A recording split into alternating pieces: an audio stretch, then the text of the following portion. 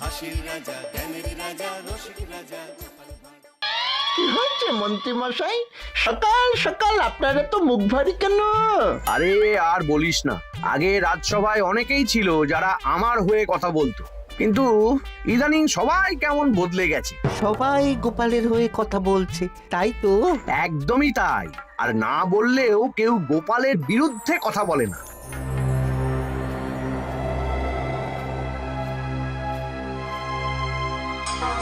কি মন্ত্রী মশাই, আজকাল তো আমার কথা আর মনেই পড়ে না, ভুলে গেছেন নাকি? আরে না না ভগবান, তুমি হলে আমার তুরুপের তাস। ঠিক সময়ে ঠিক সুযোগ এলে তোমাকেই ডাকবো। একটু দেখবেন। হ্যাঁ, আরে নিশ্চয়ই নিশ্চয়ই। এই চলি রে, আবার রাজসভায় যেতে হবে।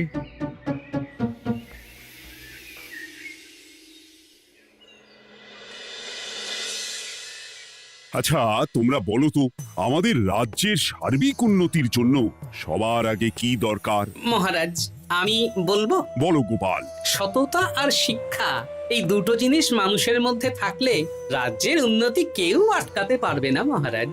একদম ঠিক বলেছ পণ্ডিত, তুমি তো শিক্ষার কাণ্ডারি। তুমি কি বলতে চাও এই ব্যাপারে? মানে কিভাবে শিক্ষার আরো উন্নতি করা যায়? মহারাজ, আমি তো মনে করি পুঁথিগত শিক্ষাই শুধু শিক্ষা নয়, মানুষের ভেতরে যে পূর্ণতা আছে সেটাকে ফুটিয়ে তোলার নামই হলো শিক্ষা। যেমন? কেউ যদি খেলতে ভালোবাসে সে খেলোয়াড় হবে, গান করতে ভালোবাসলে সে গায়ক বা গায়িকা হবে। আমি প্রত্যেকের মধ্যে লুকিয়ে থাকা এই বিশেষ বিষয়গুলিকে তুলে ধরার জন্য কিছু করতে চাই। তা এটা করার জন্য কি দরকার? প্রথমত অর্থের প্রয়োজন। আমাদের আরো অনেক টুল খুলতে হবে, সেখানে এক একটা জায়গায় এক এক রকমের শিক্ষা প্রদান করা হবে। এটা ভালো প্রস্তাব। আমাদের রাজ্যে গায়ক, নৃত্যশিল্পী, অঙ্কন শিল্পী, খেলোয়াড় সব তৈরি হবে। দেশ বিদেশে রাজ্যের নাম উজ্জ্বল হবে। মহারাজ, একদম এসব উল্টো পাল্টা খরচ করবেন না। কেন কেন?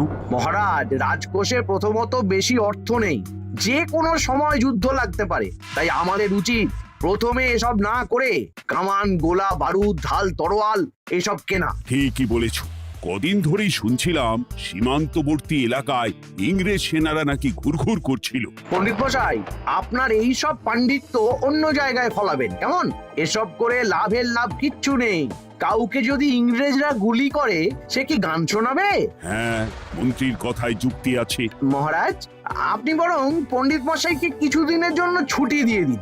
পণ্ডিত মশাইয়ের মাথার একটু বিশ্রাম দরকার। হ্যাঁ পণ্ডিত, তুমি বরং দিন 15 জন্য তীর্থে ঘুরে এসো। যথা আজ্ঞা মহারাজ।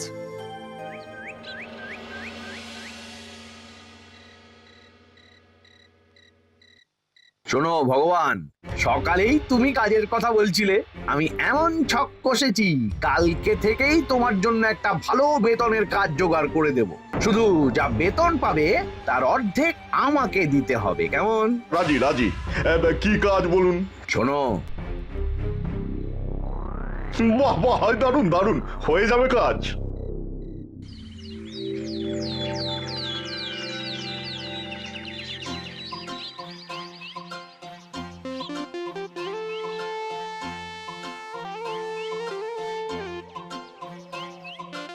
এই সকাল সকাল রাস্তায় ঘুরঘুর করছিস কেন? হ্যাঁ, পড়াশুনো কি শিখেই তুলে দিয়েছিস? পণ্ডিত মশাই তীর্থে গেছেন, এখন আমাদের ছুটি।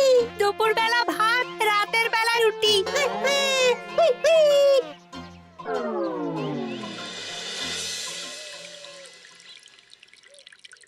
মহারাজ, গতকাল পণ্ডিতকে ছুটি দিলেন আর আজ পাঠশালার সব ছাত্রছাত্রী সকাল থেকে ঘুরঘুর করছে। এ কি, তাহলে তো মুশকিল। মুশকিল আসান করার রাস্তা আমার কাছে আছে মহারাজ। আমার সন্ধানে এমন একজন পণ্ডিত আছেন যিনি বহু ভাষাবিদ, অনেক পাণ্ডিত্য, দেশ বিদেশে শিক্ষাদান করেছেন। কিন্তু তাকে আমরা পাবো কোথায়? তিনি কৃষ্ণনগরে ঘুরতে এসেছেন, শুধু ওনাকে বেতনটা একটু বেশি দিতে হবে।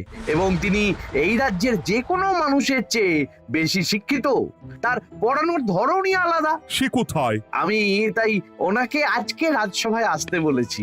মহারাজ, আপনার সাথে একজন দেখা করতে এসেছেন। দেখুন মহারাজ, বলতে না বলতেই হাজির। ওনাকে ভিতরে আসতে বলো। আচ্ছা মহারাজ।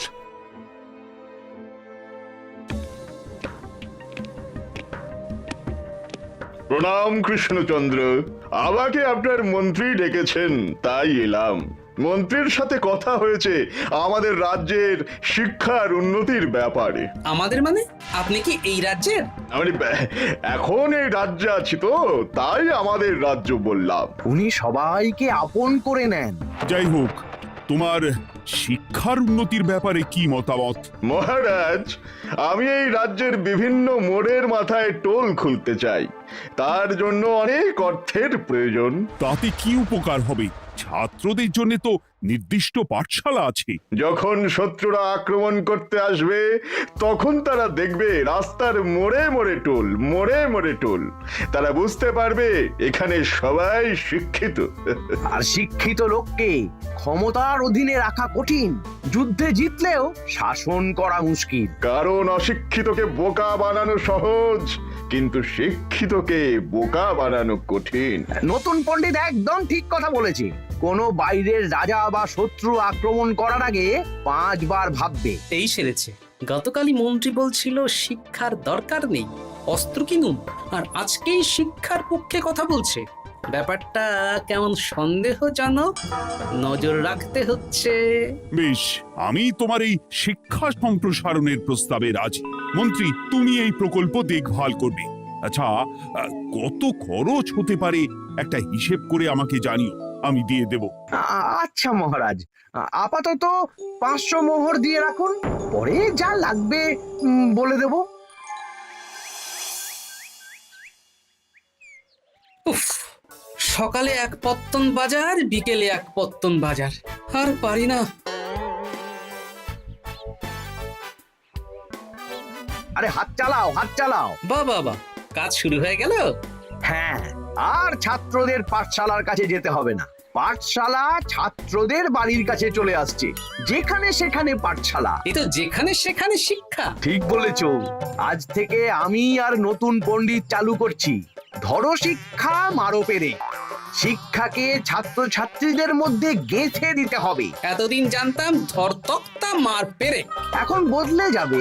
কিন্তু একটা পণ্ডিত এতগুলো পাঠশালা একা সামলাবে কি করে? খেপে খেপে। মানে সকাল 6টা থেকে 7টা একটা জায়গায়, পরে 7:30 থেকে 8:30 আরেকটা। এইভাবে বিভিন্ন জায়গায় পণ্ডিত ঘুরে ঘুরে শিক্ষাদান করবেন। না, ব্যাপারটার উপরে মহারাজকে নজর রাখতে বলতে হবে। মহারাজ, আমার মনে হয় এই পাঠশালায় আগামীকাল থেকে কেমন পড়াশোনা শুরু হবে, আপনার সেদিকে একটু নজর রাখা উচিত। হ্যাঁ, দেখি আগামীকাল সকাল সকাল বিভিন্ন পাঠশালায় গিয়ে নজর রাখবো। আর হ্যাঁ, আমাকে নতুন পণ্ডিত একটা তালিকা দিয়েছে, কোন পাঠশালায় কখন পড়াবে সেটার তালিকা। আমিও যাব আপনার সাথে।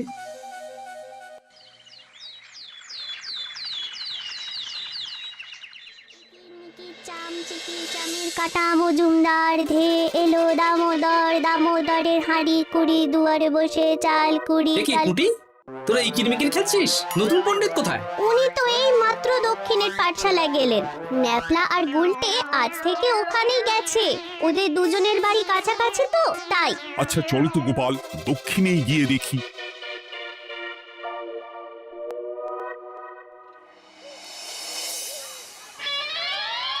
দেখি এখানেও তো নতুন পণ্ডিত নেই। নতুন পণ্ডিত মশাই আমাদের একের নামটা মুখস্থ করতে দিয়ে চলে গেলেন। একের নামটা? এসব কি হচ্ছে? শিক্ষার নামে অর্থের জলাঞ্জলি মহারাজ। না, আজই রাজসভায় এর বিচার হবে। মন্ত্রী, আমি যা দেখলাম তাতে শিক্ষা তো কদিন পরে লাটে উঠবে। আমার এক ভাগ্নি তো আজ পাঠশালায় গিয়ে লুকোচুরি খেলেছে। নামমাত্র পড়াশোনা আর বাকি সময় খেলা, এভাবেই বয়ে গেল বেলা। মন্ত্রী, এই তোমার নতুন পণ্ডিতের দৌড়। মহারাজ, একজনের পক্ষে এতগুলো পাঠশালায় শিক্ষাদান তো সম্ভব নয়। তার জন্য তো আরো পণ্ডিতের প্রয়োজন, আর তার জন্য চাই আরো অর্থ। আবার অর্থ? শুধু মহারাজের অতিরিক্ত অর্থ খরচ হবে বলে আমি আগে এই প্রস্তাবটা রাখিনি। বেশ, তা আর পণ্ডিত কোথায় পাবে? আমাদের নতুন পণ্ডিতের কাছে অনেক পণ্ডিতের সন্ধান আছে। উনি একটা হাঁক মারলেই সব চলে আসবে। বেশ, তাহলে তাই ব্যবস্থা করো। এভাবে শিক্ষার অবনতি আমি চোখে দেখতে পারবো না। আরো 300 মোহর লাগবে। পেয়ে যাবে। এ তো দিনে দুপুরে ডাকাতি। ব্যাপারটা ধরতে হবে, কিছু একটা ঘোট তো আছেই। আর নতুন পণ্ডিতদের যদি কোথাও একটু থাকা খাওয়ার ব্যবস্থা করা যায় তাহলে ভালোই হয়। রাজবাড়ির অতিথিশালা তো আছেই, ওখানেই না হয় ব্যবস্থা করে দেব।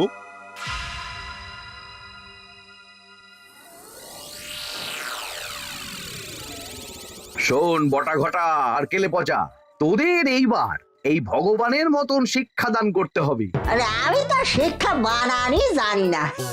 সে না জানলেও হবে, শুধু দাড়ি গোফ লাগিয়ে নকল পণ্ডিত সেজে কালকে থেকে পাঠশালায় যেতে হবে। কাকে কোথায় যেতে হবে সব আমি বুঝিয়ে দেব। আচ্ছা,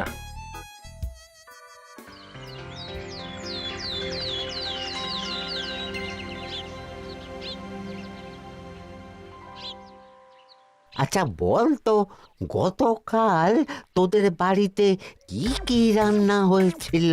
ভাত, মসুর ডাল আর লাউ ঘন্ট। লাউ ঘন্টের মধ্যে চিংড়ি ছিল? না, তা আজকে কি রান্না হবে? আজকে সকালে বাবা বাজার থেকে পাকা কাতলা এনেছে। কাতলা মাছের পাতলা করে ঝোল হবে। আর তোর?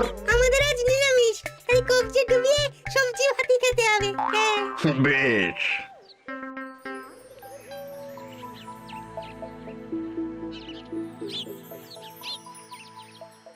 বল, আজকে তোরা কি কি শিখলি? আমি লাউ ঘন্ট। আমি সবজি ভাত। আমি কাতলা মাছ। কি বলছিস কি? আজকে তো পাঠশালায় এই সব আলোচনাই হয়েছে। এবারে ব্যাপারটা একেবারে সহ্য সীমার বাইরে চলে যাচ্ছে। দাদু, আমাদের আগের পণ্ডিত মশাই ভালো ছিলেন। উনি কোথায় চলে গেলেন? মন্ত্রী মশাই ছলে বলে কৌশলে ওনাকে তীর্থে পাঠিয়েছেন। না, এখন আমাকে মন্ত্রী মশাইয়ের উপরে নজর রাখতে হবে।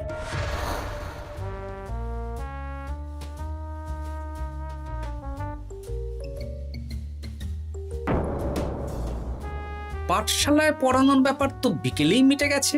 রাজবাড়ির অতিথিশালায় না গিয়ে নতুন পণ্ডিত মশাইরা এদিকে আবার কোথায় যাচ্ছেন? সাথে মন্ত্রীও আছেন, ব্যাপারটা নজর রাখতে হবে। তাড়াতাড়ি চল। চলুন চলুন। এদিকে তো বটা ঘটার বাড়ি, এদিকে মন্ত্রী মশাই কোথায় যাচ্ছেন?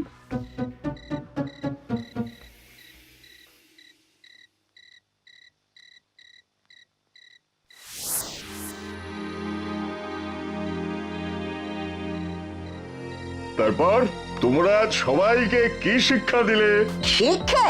স্যার, আমাদের শিক্ষা নেই, চুরি করে দিন চলে।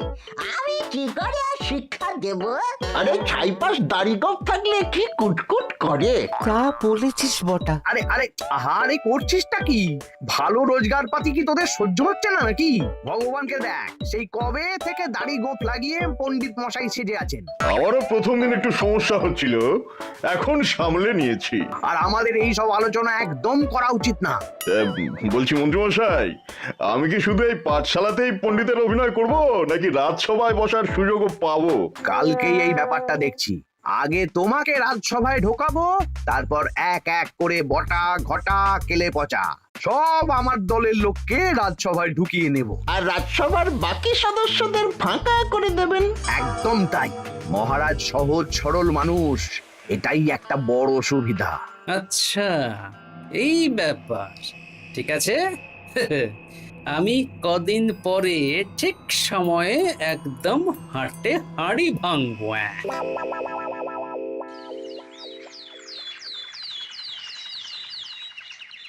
তাহলে মন্ত্রী, আর কোনো সমস্যা নেই তো? না না মহারাজ, এখন আর কোনো সমস্যা নেই। দেখবেন এই ধরশিক্ষা মারপের এক প্রকল্পের নাম চারিদিকে ছড়িয়ে পড়বে। আমার তো মনে হয় একটু পাঠশালাতে বিজ্ঞান নিয়েও আলোচনা করা উচিত। হবে হবে, সব হবে।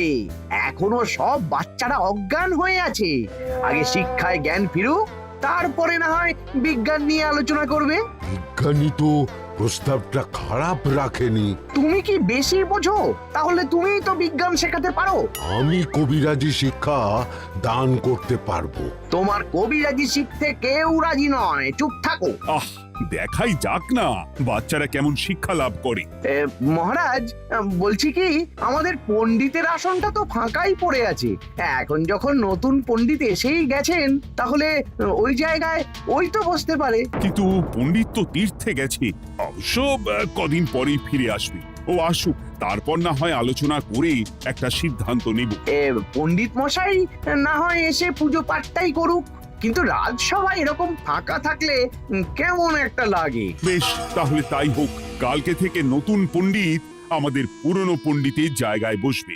এইভাবে রাজসভা ফাঁকা করে যেতে হবে, তাহলে একদিন সবাই আমার পক্ষেই কথা বলবে, আর শেষে রাজাকেই সরিয়ে দেব।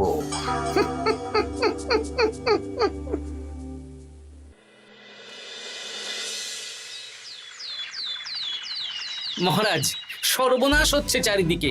চলুন চলুন, আমি পুরো বিষয়টা ধরে ফেলেছি। কি ধরে ফেলেছো? শিক্ষার নামে ষড়যন্ত্র চলছে মহারাজ। রাজসভায় চলুন, সব বলছি। আচ্ছা আচ্ছা, আসছি। হ্যাঁ বলো গোপাল, তুমি কি বলছিলে শিক্ষার নামে ষড়যন্ত্র নাকি? মানে গোপাল মস্করা করছে নাকি? রাজ্যে দারুণ শিক্ষাদান চলছে। মহারাজ, আমি দেখে ফেলেছি আমাদের নতুন পণ্ডিত আসলে কোনো পণ্ডিত নন। ইনি আপনাকে, আমাদের সবাইকে বোকা বানাচ্ছেন। তাই নাকি? ডাকো দেখি নতুন পণ্ডিতকে। এই তো মহারাজ, আমি চলে এসেছি। এই তো, ইনি বদমাশি করছেন, শিক্ষার্থীদের ভবিষ্যৎ নিয়ে খেলছে। এই বল, আসল কথাটা বল। কি বলবো, এসব ভাড়ামো বন্ধ করো গোপাল। না বললে আমি কিন্তু ধুতি খুলে দেব। এই এই আরে আরে, কি হচ্ছেটা কি? এই এই এই এই, সরো তো, সরো সরো। ব্রুম, ব্রুম, ব্রুম, কি হলো? কি হলো? বুম, ব্রুম, জব্রুম। এই সেরেছে। গোপাল এসব কি বলছে? বলুন। ভুল বকছে কেন? ব্রুম, ব্রুম, গোপাল, তোমার কি হলো গো? কি বলছো তুমি? আমার কাছে বৈদ্য, তুমি একটু দেখো তো গোপাল ঠিক আছে তো? এই যে নতুন পণ্ডিত, তুমি তো অনেক ভাষা জানো, তুমি বুঝতে পারছো? মহারাজ, আমি দেখছি গোপালের মনে হয় বিশ্রামের প্রয়োজন। এই এই, তোমরা কয়েকজন মিলে গোপালকে রাজবাড়ির অন্দর মহলে নিয়ে চলো। চলুন, আমি যাচ্ছি। ওহো, গোপালের কি হলো? মাথায় লেগে গেল? ভাষা চলে গেল? সব এই নতুন পণ্ডিতের জন্য।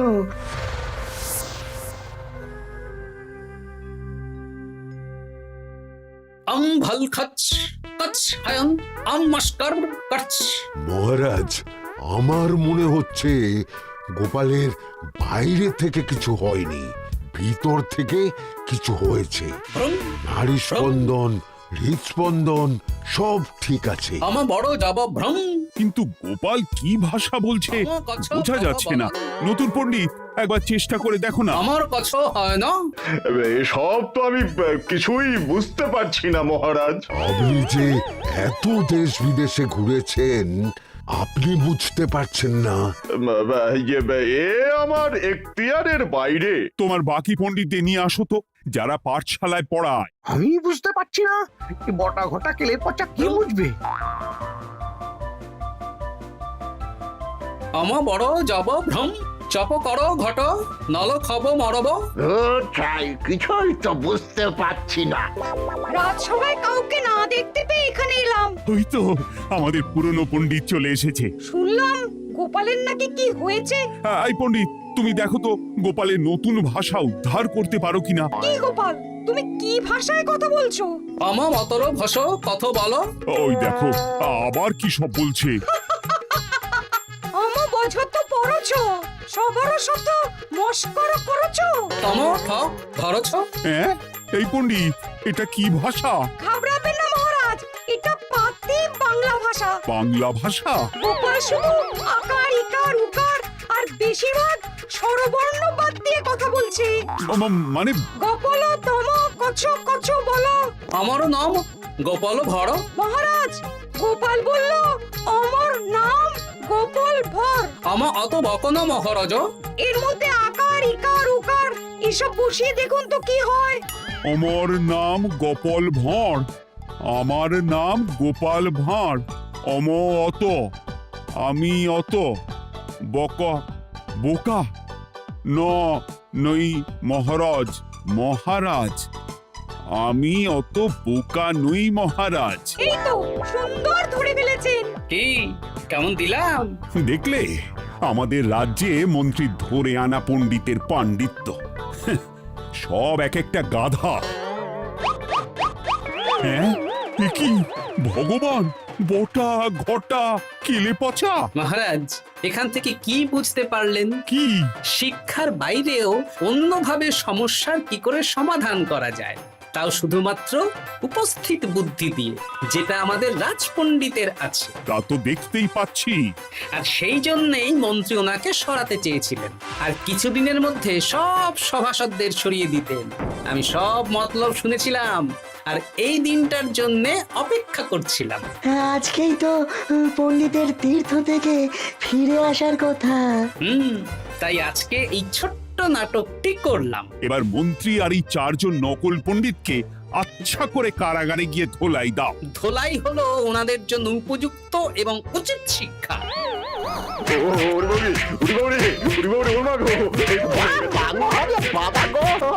ভুল হয়ে গেছে গো। আরে